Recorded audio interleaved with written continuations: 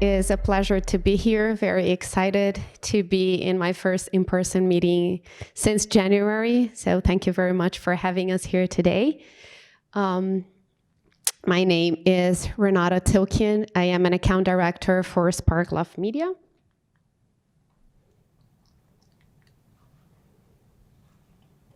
It's not working. Okay. So Sparkglove, we are a social-first creative agency. We're based in Portland, Oregon, with offices in Atlanta and Washington, and I am based in Miami. So we are very focused on social media and in the travel and tourism industry. A little bit about me, if you have not noticed my accent yet. I'm originally from São Paulo, Brazil, and I've been living in Miami for 21 years now. I've been with Sparkglove for 2 years, and before that, always with airlines. So I work almost 18 years for Lufthansa, 7 years for South African Airways, and then 2 years with JetBlue, where I was commercial manager for Latin America. And obviously, all of this right after kindergarten. I'm going to try to make things easier for you, and I'm going to start with my closing slide. The key takeaways from this presentation, so we can take things out of the way right away. So there are 3 key things that I wanted to walk away today. So first, travelers are paying attention to your policies and politics. We cannot run away from this. So social sentiment is a fast way to see trends. The consumer behavior changed and will continue to change very fast. And because a lot of pre-existing trends have been accelerated with the pandemic and COVID, the consumers are looking for different things. So we need to keep our eyes peeled and identify those and act on those very fast. So I'm going to talk a little bit about how we use data to understand the consumer mindsets and how the behavior and habits of the travelers have changed in this year.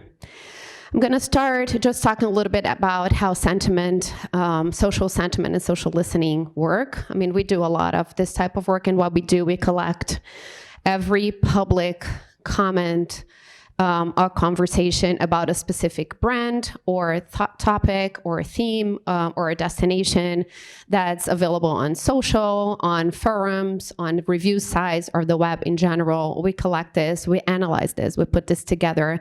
And what's most importantly, we see a lot of data out there, but we try to really come up with meaningful insights and, most importantly, actionable insights. So we look at volume of conversation, how sentiment changes, the key themes, where these conversations are happening, and who's talking about it. One very important thing to note is that the absolute numbers are never 100% correct. So we need to look at how these numbers change over time. And usually, we come with the insights when you compare data sets against each other. So let's start with a very simple example, and this is the conversation about COVID-19.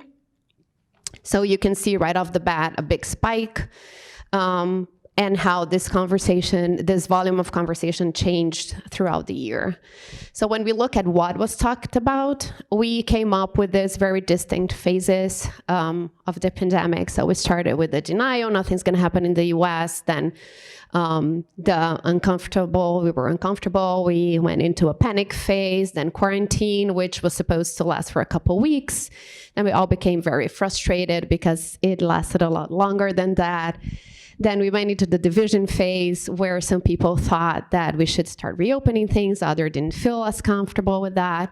And we do believe that we're entering a new denial phase, where people are not caring a lot, and they just want to resume life in one way or the other. Here you see a more specific look at the domestic travel intent and how it correlates with those phases that I mentioned in the previous slide. So you can see the conversation went down a little bit, but what's important to note here is that in the last few months, the negative sentiment about travel, on the conversations about travel really was reduced. And so we believe that people are feeling more comfortable in getting out in the world, and that is also combined with some openings in the economy, more options for safe travel, and so on. So the travel conversation cannot be dissociated from politics. We are in a world, we're in an election year, and there's a lot of division between Democratic and Republicans, and so you cannot really separate those. And the sentiment that the travel conversation, when is together with politics, bring is sadness. Sadness because there is a lot of anxiety. There are people that are not comfortable going out in the world. Some other people are concerned about travelers not respecting safety protocols.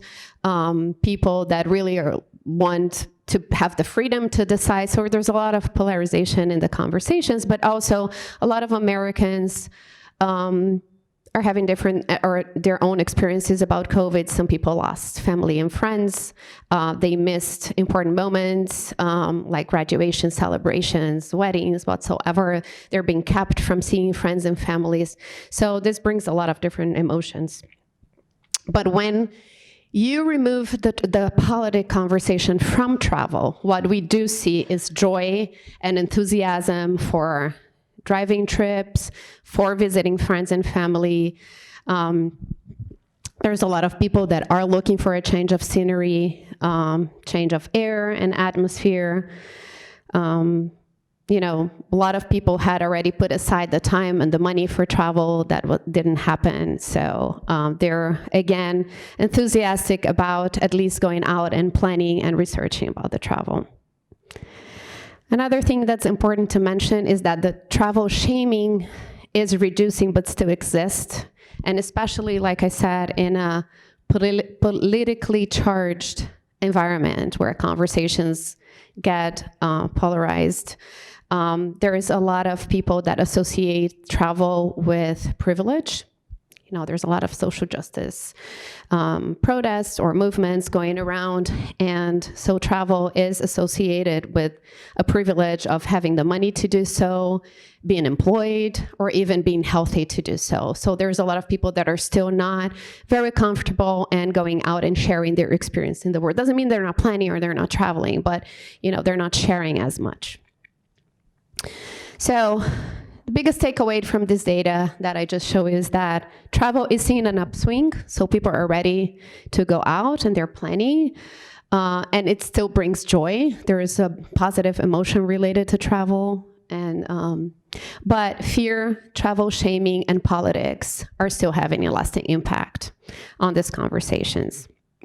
So what comes next for the industry? So we predict that winter travel is going to look very different.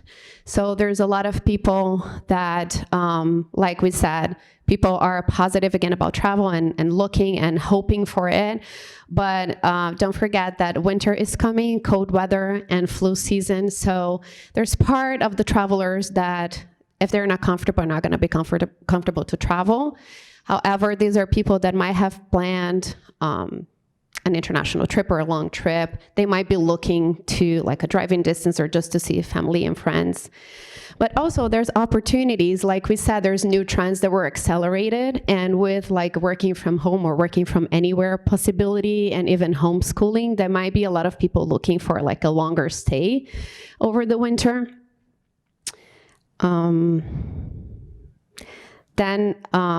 Something that Derek also mentioned, and we're seeing in a lot of different places, is that the travel cycle changed a lot, so it's a lot shorter. A lot of people were burned with rebookings, cancellations, and refund problems in the beginning of the pandemic. So even those people that are willing to travel and are ready to travel, they're going to be looking for flexibility in booking policies, and they're going to be making their decisions much shorter to the trip.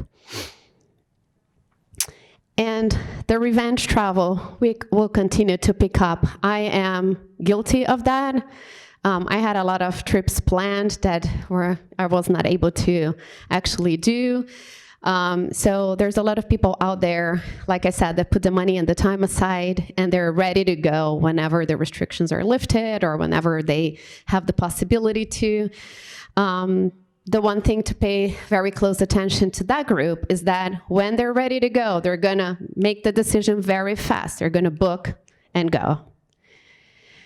So we identify 3 types of travelers, basically, that we're gonna look and pay attention to in 2021. The first one is the opportunistic. So these people are gonna try to find a break in between spikes of COVID, and they're looking for flexibility, and they're probably looking for destinations where they're gonna have a similar experience to home in terms of restrictions and things that they can do. Then we have the burned out group, talking to all the homeschooling parents out there, people that are totally exhausted, they're looking for a change of scenery, and these people are gonna be looking for convenience, good deals, and flexibility in travel policies. And then you have the determined, people that don't really care that much, they feel that they should have the freedom to go anywhere they want, and they're gonna be looking for, again, for freedom, and probably to destinations with fewer restrictions where they can do more. So here are some trends and some tricks as our recommendation, so how you should market in the upcoming months and into 2021. So the first one is, oops, sorry. Okay, yeah. So the first one is really, from a social media point of view, prioritize community management. So however and whatever you market your destination or your property or your attraction, there's still political conversations out there, there's still division, so you're gonna get upset clients one way or the other. So you should have your PR team and your social media team work together on guidelines and making the decisions on how and when to engage with comments or complaints. But also, very important, check your social team media out there. Handling social media right now is a tough place to be, so give them some love. Capitalize on the revenge travel. So these people, like I said, when they see the opportunity to go where they want to go, they're gonna make this decision very fast. And if Derek is right and they're looking for things to do, you're always right, Derek, I know. And if they're gonna be looking for things to do first and destination second, you wanna make sure that your destination is top of mind. So keep inspiring them, keep marketing to them, keep promoting your destination. So you really wanna be a first option in their minds when they're making that decision to go. Appeal to the past and timely travelers. So people are, even with the travel shaming and everything, so they might not be sharing a lot of their intent to travel, but there's a lot of people with intent to travel there, and they might travel differently. Like I said, instead of doing an international trip or a long haul trip, they might be looking at their backyard. So go after that traveler that is familiar with your destination. You know, that might be easier for them to make the decision. They might be safer going back to a place where they had a good memory, where they have, you know, still that emotional connection to that they are familiar with. So just offer them a new reasons to visit, like, you know, good deals, flexible booking policies, or even address, like, you know, come and stay longer. These are your options. From a social media perspective, what we really recommend is that you build retargeting and custom audiences, and you really serve those people very relevant messaging. They're familiar with your destinations, they know you, so they're a low-hanging fruit for you. To combat the travel shaming. So what we recommend is really use your local people to promote the destination and tell the story, what actually the experience is in your destination in real life. Because you can build a beautiful campaign, but people want to hear from people. They want to see it. They want to know. They want to hear it from somebody they trust. So use your locals.